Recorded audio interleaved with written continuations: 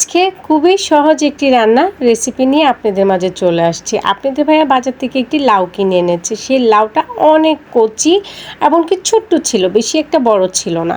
আপনাদের ভাইয়া যখনই লাউ কিনে দেখা যায় বেশি একটা ভালো পড়ে না, বাতি হয়ে যায়, শক্ত হয়ে যায়, ভালোভাবে সিদ্ধ হয় না।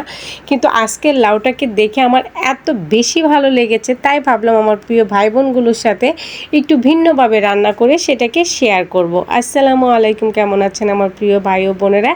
আশা করি সকলেই ভালো আছেন। আলহামদুলিল্লাহ আমিও ভালো আছি। যারা লাউ খেতে পছন্দ করেন তাদের জন্য কিন্তু খুব সুন্দর একটি রেসিপি হবে। অবশ্যই তারা দেখে বাসায় একবার রান্না করে দেখবেন, আপনাদের কাছে অনেক ভালো লাগবে আজকের এই রেসিপিটা।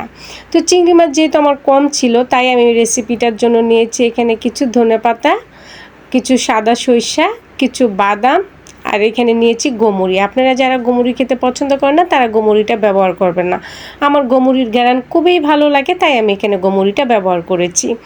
সমস্ত উপকরণগুলো ভালোভাবে আমি বেটে নিয়েছি, দেখতেই পাচ্ছেন। আর এই যে আমার অল্প কটা চিংড়ি মাছ, আর লাউটা যেহেতু আমার খুবই পছন্দ হয়েছে তাই আমার চিংড়ি মাছও অল্প ছিল, তাই এটাকে একটু ভিন্নভাবে রান্না করে আপনাদের মাঝে সেটা শেয়ার করলাম।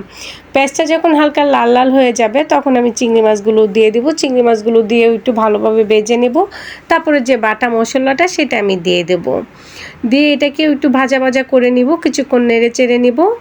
নেওয়ার পরে এখানে আমি দিয়ে দিব অল্প পরিমাণের পানি। যে বাটিটায় আমি মশলা রেখেছিলাম সেই বাটিটা ধুয়েই আমি এখানে অল্প করে পানি দিয়ে দিব। দেখতেই পাচ্ছেন আমি কীরকমভাবে ভেজে ভেজে নিয়েছি।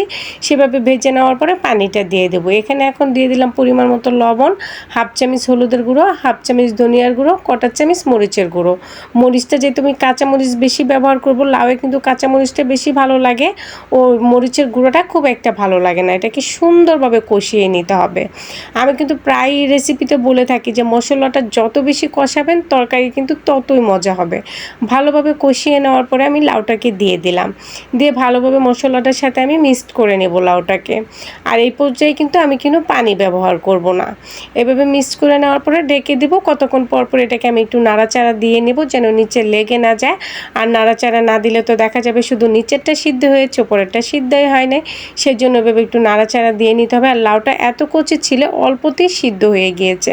আপনারা দেখতেই পাচ্ছেন লাউর কালারটা চেঞ্জ হয়ে এসেছে, আর লাউটাও কিন্তু সিদ্ধ হয়ে গিয়েছে। আপনারা যদি এরকমভাবে লাউ রান্না করে খান, বিশ্বাস করেন ভাইয়া ও আপুরা, আপনাদের মুখে তার স্বাদ লেগে থাকবে।